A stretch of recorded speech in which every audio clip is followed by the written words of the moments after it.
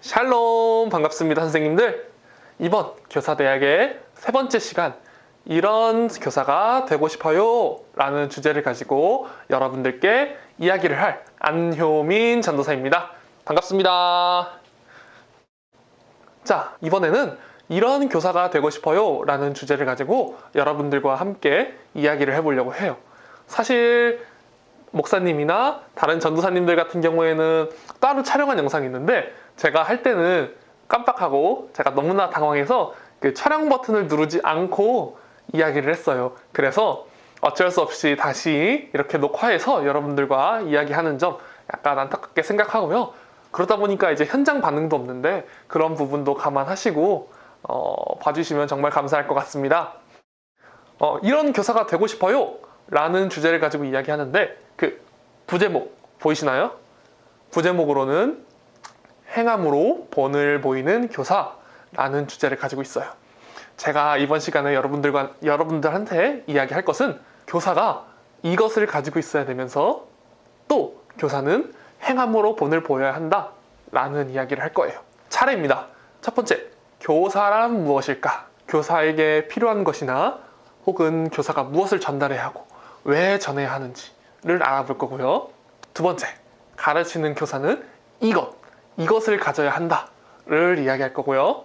자, 세 번째, 우리가 학생들에게 또 우리가 교사로서 어떻게 아이들을 가르칠까, 그 부분에 대해서 한번 알아보려고 해요. 교사란 무엇일까에 대해서 한번 보기 전에 우리 한번 생각을 해보죠. 만약 교사의 자격이 필요하다면 이라는 거예요. 정확히는 유치원 선생님들 같은 경우엔 그 교육 자격증을, 또 초등학교, 중학교, 고등학교 같은 선생님 같은 경우에는 임용고시를 통과해야만 그 자격을 얻을 수 있어요. 그러나 주일학교 같은 경우에는 자격이 필요할까요? 만약에 우리의 얼굴이 잘생겨야만, 또는 우리의 얼굴이 예뻐야만 교사를 할 수 있다면, 혹은 나의 지갑이 두둑해서 막 이렇게 현금을 뿌릴 수 있을 정도로 이렇게 돈이 많아야 한다면, 혹은 아이들과 이야기하기 위해, 또 아이들을 가르치기 위해 뛰어난 언변이 필요하다면, 아마 저부터도 중고등부 교사를 했을 수가 없을 것 같아요. 저도 중고등부 교사를 했었지만 막 지갑 사정이 두둑하다거나 막 돈이 많다거나 혹은 잘생기거나 예쁘다던가 혹은 뛰어난 언변이 있다던가 하는 것은 아니었거든요. 물론 이 영상을 보시는 선생님들께서는 뛰어난 언변도 가지고 계시고 또 얼굴도 잘생기고 예쁘셨기 때문에 이런 조건을 가지고 교사를 뽑는다 하셔도 분명히 교사를 하실 수 있어요. 그러나 교사에는 이러한 어떤 필요한 자격이 없습니다. 대신에 우리가 교사로서 갖추어야 할 여러 가지 성경적 지식이라든가 혹은 마음의 사랑을 품고 있다든가 하는 무언가 필요하겠죠. 그렇다면 이번에는 우리가 교사로서 아이들을 무엇을 가르칠까 하는 점을 배울 거예요. 무엇을 가르칠까 할 점을 볼 거예요. 자, 첫 번째, 우리는 아이들에게 성경을 가르쳐야 해요. 우리가 아이들에게 성경을 가르쳐야 될 이유가 무엇일까요?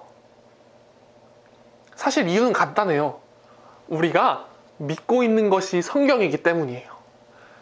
자, 우리가 하나님을 믿고 예수님을 믿는다 할 때 그 하나님의 품성이나 하나님의 그 크신, 또 예수님의 그 죄사하심 같은 경우에는 다 성경 안에 써져 있는 거예요. 그리고 우리는 그 성경 안에 나와 있는 하나님을, 예수님을 믿는 거예요. 그렇기 때문에 우리가 가장 먼저 가르쳐야 될 것, 우리가 아이들에게 가장 먼저 가르쳐야 할 것은 성경이라는 점을 잊지 마셨으면 좋겠어요. 두 번째, 우리가 아이들에게 무엇을 가르쳐야 될까? 우리는 아이들에게 예수님에 대해서 가르쳐야 해요.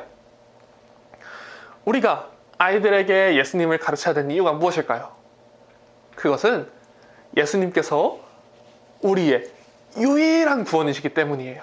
그렇기 때문에 우리는 아이들에게 예수님을 가르쳐 줘야 하고, 아이들이 예수님을 통해서 죄사함의 은혜를 누릴 수 있도록 해야 돼요. 그리고 마지막, 세 번째, 하나님을 경외하는 방법을 가르쳐야 돼요. 자, 인간의 제일 되는 목적이 무엇일까요? 인간의 제일 되는 목적은 하나님을 경외하는 것과 그를 영원토록 즐거워하는 것이에요. 그렇기에 우리 아이들이 그리스도인으로 자라나기 위해서는 하나님을 경외하는 방법을 알아야 돼요. 찬양이 될 수 있고, 기도가 될 수 있고, 말씀 묵상이 될 수도 있고, 여러 가지 많은 방법들, 하나님을 경외하는 방법을 우리가 교사로서 알려주어야 한다. 자, 그렇다면 우리가 왜 아이들을 가르쳐야 되나요? 자, 첫 번째, 마태복음 28장 19절에서 20절 말씀이에요. 자, 저랑 같이 한번 읽어볼게요. 시작. 그러므로 너희는 가서 모든 민족을 제자로 삼아 아버지와 아들과 성령의 이름으로 세례를 베풀고 내가 너희에게 분부한 모든 것을 가르쳐 지키게 하라. 아멘. 과거에는 국내에서 사람들을 양육하면 사역, 해외에서 사람들을 양육하면 선교였지만 시간이 흐르면서 요즘에는 10대와 20대, 그리고 20대와 30대 이렇게 세대별로 문화가 너무나도 다양하고 그 문화적 차이가 너무나도 커요. 그러다 보니 40대가 10대를 향해서 사역이라는 표현도 사용하지만 선교라는 표현을 사용하기도 해요. 우리가 아이들을 양육할 때, 우리가 어른들이 아이들을 양육할 때 작게는 20살 차이, 10살 차이, 청년 선생님이랑 그리고 중고등학생들 같은 경우에는 많아도 5살이나 10살 차이 이렇게밖에 안 나지만 한 50대이신 권사님과 10대이신 초등학생을 가르치게 된다면 그 나이는 한 40대 정도가 차이가 나요. 40살 정도. 그러면은 그 사이에 문화적 괴리감이 너무나도 커서 아이들의 문화를 어른들은 잘 이해하지 못하고 어른들의 문화를 아이들은 잘 이해하지 못해요. 똑같이 어른들의 생각을, 아이들의 생각을 서로가 이해하지 못하는 그런 상황이 발생하고 있어요. 그렇기 때문에 우리는 선교의 마음으로서 아이들을 가르쳐야 해요. 아이들에게 선교하는 마음으로 아이들을 품어주고 아이들을 가르쳐야 해요. 자, 두 번째, 에베소서 4장 11절부터 12절 우리 다 같이 한번 읽어볼까요? 시작. 그가 어떤 사람은 사도로, 어떤 사람은 선지자로, 어떤 사람은 복음을 전하는 자로, 어떤 사람은 목사와 교사로 삼으셨으니 이는 성도를 온전하게 하여 봉사의 일을 하게 하며 그리스도의 몸을 세우려 하심이라. 우리가 아이들을 가르쳐야 하는 그 이유는 하나님께서 우리들을 향해 어떠한 직분을 맡기셨어요. 누구는 사도로, 선지자로, 복음을 전하는 자로, 그리고 목사와 교사로 그 각자에마다 하나님께서 주신 역할이 있고 그 역할을 통해서 우리는 그리스도의 몸을 세우려 하심이라. 우리가 그 역할을 통해서 그리스도의 몸, 그 교회를 세워야 하기 때문에 우리는 교사로서 이 자리에서 아이들을 가르쳐야 하는 것이에요. 자, 마지막 세 번째, 잠언 22장 6절 우리 다 같이 한번 읽어보겠습니다. 시작. 마땅히 행할 길을 아이에게 가르치라. 그리하면 늙어도 그것을 떠나지 아니하리라. 아멘. 자, 우리는 이런 말을 알고 있어요. 3살 버릇 8가지 간다. 이 말은 아이들에게 어떠한 습관이 자리 잡게 된다면 그 습관은 자연스럽게 아이의 인생 전체를 결정하게 될 것이다 라는 말이죠. 이것처럼 우리가 아이들에게 마땅히 행해야 할 길, 그리스도의 길을 알려주고 그 그리스도의 길대로 차츰차츰 걸어갈 수 있게 도와준다면 그것이 아이들의 믿음의 또 신앙의 길이 되어 아이들이 커서도 그 신앙을 놓지 않을 거기 때문이에요. 우리가 교사로서 아이들에게 무엇을 가르치고 왜 아이들을 가르쳐야 하는지 우리가 알아봤어요. 그렇다면 이번에는 교사가 가져가야 할 것에 대해서 이야기해 보려고 해요. 교사는 3가지를 가져야 한다고 생각해요. 자, 첫 번째, 불타는 열정. 이 열정은 아이들을 향한 열정이 아니에요. 제가 말하고 싶은 열정은 선생으로서 말씀을 향한 뜨거운 열정이 있어야 된다는 걸 말하고 싶어요. 그래야만 우리가 영적으로 설 수 있고 아이들을 가르칠 수 있어요. 첫 번째 시간에 목사님께서 이렇게 말씀하셨어요. 이 세상은 헬레니즘과 헤브라이즘, 이 두 개가 붙으면 전쟁이 일어나고 떨어지면 평화가 왔다. 그리고 세상은 헬레니즘적 사고로 아이들을 가르치고 있지만 우리는 헤브라임적 사고로 아이들을 가르쳐야 한다고요.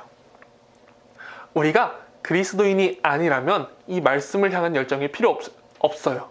그러나 우리는 그리스도인으로서 말씀 위에 선 자들이에요. 그리고 아이들을 그 말씀 위에 세우기 위해 노력하는 자들이에요. 그렇다면 우리가 먼저 말씀 위에 굳건히 서야만 아이들도 그 말씀 위에 설 수 있게끔 세울 수 있고 초대할 수 있어요. 그렇기 때문에 우리는 말씀을 향한 열정이 있어야 한다는 것이에요. 자, 두 번째, 아이들을 향한 사랑이 있어야 한다. 우리가 교사로서 아이들을 향한 사랑이 없다면 아이들이 잘못했을 때 내가 화나서, 내가 짜증나서 아이들을 혼낼 수 있어요. 그리고 그렇게 되면 점차 교사와 아이 간의 관계가, 교사와 학생 간의 관계가 멀어질 수밖에 없겠죠. 아이들을 향한 사랑이 있어야 아이들이 잘못했을 때 그 아이들을 품어줄 수 있고 또 그 아이들을 향해 기다림과 끊임없는 인내를 가질 수 있어요. 그리고 그런 사랑과 인내, 기다림을 통해 아이들을 양육시킬 수 있고 아이들에게 올바른 길을 안내해 줄 수 있기 때문에 우리는 이 사랑, 따뜻한 사랑이 우리에게 필요한 것이죠. 자, 마지막 세 번째. 우리는 목표가 있어야 돼요. 사람으로서 사람이 목표가 없다면 이곳저곳 이게 옳은 길인지 아닌지도 모르고 이곳저곳으로 잘못된 방향으로 나갈 수 있어요. 그러나 목표가 있다면, 자기만의 뚜렷한 목표가 있다면 그 목표를 향해서 준비할 거예요.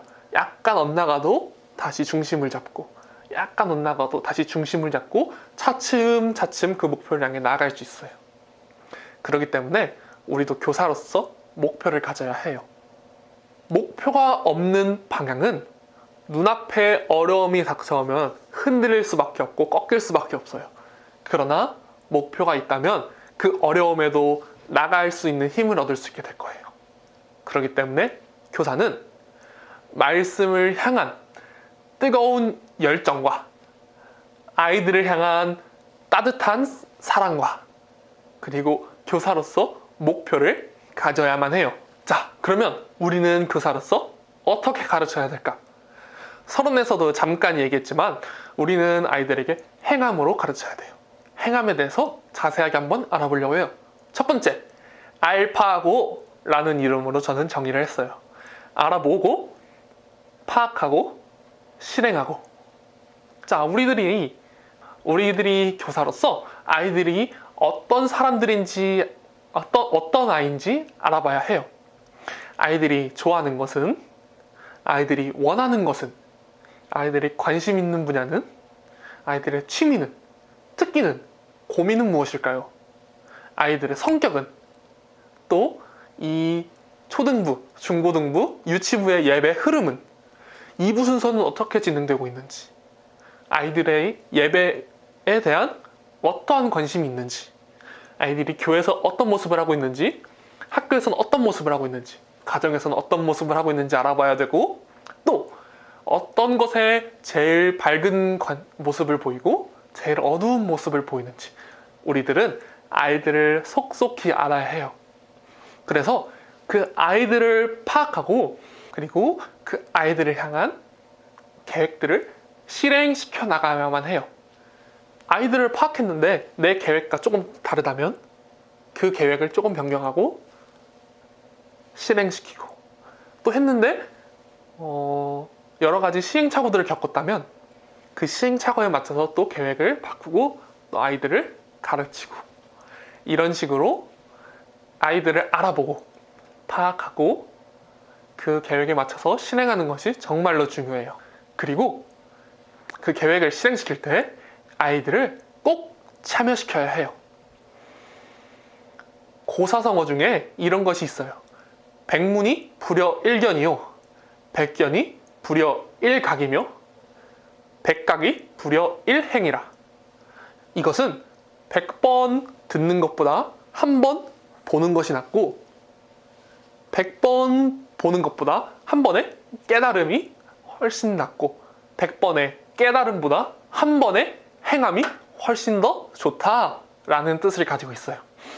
우리가 아이들에게 야 성경 읽어야 돼, 야 기도해야 돼, 야 이렇게 찬양하고 야 이렇게 율동해야 돼 라고 보여주는 것, 말하는 것 정말 좋지만 먼저 우리가 행함으로 그것을 통하여 아이들을 참여시켜야 해요.